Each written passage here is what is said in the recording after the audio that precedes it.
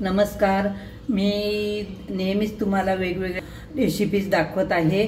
मी आज तुम्हाला पारंपरिक जुनी रेसिपी दाखवते। ती माझ्या आईची रेसिपी आहे। तिचं मी नाव तुम्हाला काय म्हणतात ते सगळ्यात शेवटी सांगणार आहे। त्यासाठी तुम्ही पूर्ण व्हिडिओ बघून घ्या। हा एक गोड पदार्थ आहे। हा माझी आई गौरीच्या सणाच्या दिवशी करते आणि सर्व पितृ अमावस्येच्या दिवशी करते, त्यामुळे मला हा पदार्थ माहिती आहे। मी आता याच्यासाठी लागणारं साहित्य सांगते। हे तांदूळ धुवून भाजून आणि त्याचं मिक्सरमध्ये भरडा करून घेतलेला आहे। त्याच्यानंतर हा 1 वाटी गूळ आणि त्याच वाटीने 2 वाटी हे भरडा घेतलेला आहे। 1 वाटी साय आणि दही मिक्स घेतलेला आहे मी। एक चवीपुरती मीठ आणि गुळाचा पदार्थ आहे म्हणून जायफळची पूड घेतलेली आहे आणि 1 वाटी पाणी। आणि ही पळसाची पानं आहेत, त्याचा उपयोग करायचा आहे। ते मी कशासाठी काय ते शेवटी सांगणार आहे। चला तर आपण आता ह्या रेसिपीला सुरुवात करूया। मी गॅसवर पातेलं ठेवून गॅस चालू केलेला आहे। त्याच्यामध्ये 1 वाटी पाणी आणि हा गूळ टाकते।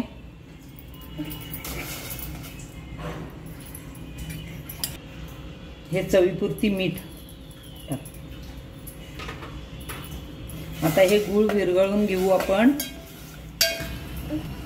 हे बघा, आता हे गूळ विरघळलेला आहे।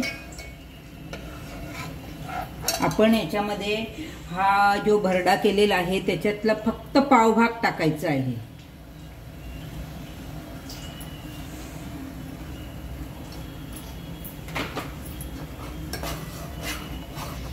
आणि हा थोडा शिजवून घ्यायचा।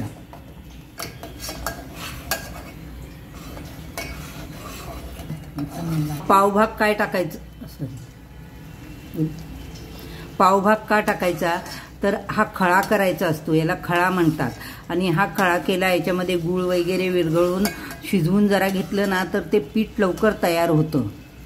आता आपण गॅस बंद करूया आणि त्याच्यामध्ये सगळं दही वगैरे घालून ते पूर्ण मिक्स करून घेऊ। हे गरम असतानाच आता याच्यामध्ये हे दही आणि साय टाकायची।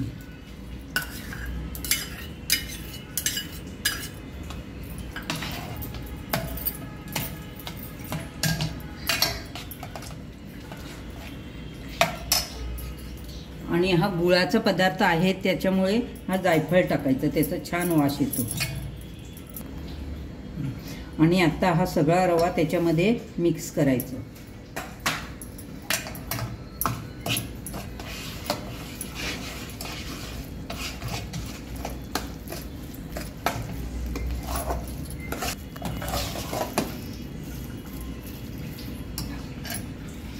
हे घट्ट झालेलं आहे ना, तर आपल्याला इडलीच्या पिठासारखं हे पीठ करायचंय, म्हणून मी त्याच्यामध्ये अजून 1 वाटी दूध टाकते। दूध का टाकायचं तर दुधाने अजून चविष्ट होतं, म्हणून हे दूध टाकायचं। आणि लागेल तसं थोडं पाणी टाकून हे 5 ते 6 तास भिजत ठेवायचं। आणि त्याच्यानंतर आपली रेसिपी परत चालू होते। ह्या रेसिपीसाठी खूप वेळ लागतो, म्हणजे जरा जास्त वेळ लागतो, पण रेसिपी खूप छान आहे। कोणालाही म्हाताऱ्या माणसापासून अगदी लहान मुलापासून पचण्यास हलकी रेसिपी आहे आणि तुम्ही आवडीने खाणार। तुम्ही जर आम्हाला सबस्क्राइब नसेल केलं तर बाजूचं बटन दाबा आणि सबस्क्राइब करा। बघा, हे आपले पीठ आता 5 तास भिजून हे असं तयार झालेलं आहे। ते आपण आता ही पळसाची पानं ठेवली होती त्याचे द्रोण तयार केलेले आहेत आणि त्याच्यामध्ये भरून वाफवायला ठेवायचे आहे। हे बघा, हे असे द्रोण तयार केलेले आहेत। पानं स्वच्छ धुवून पुसून घेतली आणि द्रोण तयार केलेले आहेत। त्याच्यामध्ये आता हे पीठ भरायचं।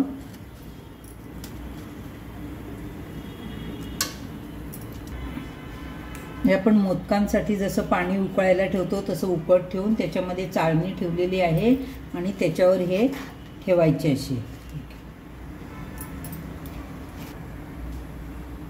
हे असे डोमे भरून घेतलेत आणि वाफवायला ठेवले। त्याच्यावर आता आपण झाकण ठेवू। आणि 15 ते 20 मिनिट चांगले वाफवून घेऊ.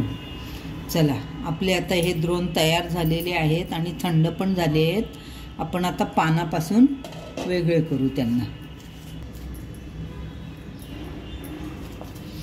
आता हे बघा, हे असे तयार झालेले आहेत आणि याला आमच्याकडे डोमे म्हणतात. तुमच्याकडे काय म्हणतात, करतात का असे?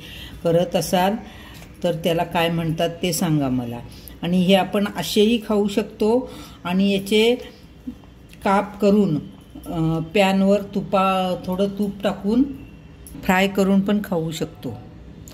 याचा बघा आकार कसा झाला आहे. द्रोणमध्ये टाकल्यामुळे तो वाकडा तिकडा झालेला आहे, पण द्रोणची पण एक चव असते, ती याला येते म्हणून त्याच्यामध्ये. आणि ही पारंपरिक जुनी पद्धत आहे की द्रोणमध्येच करायचे, म्हणून मी असे केलेले आहेत.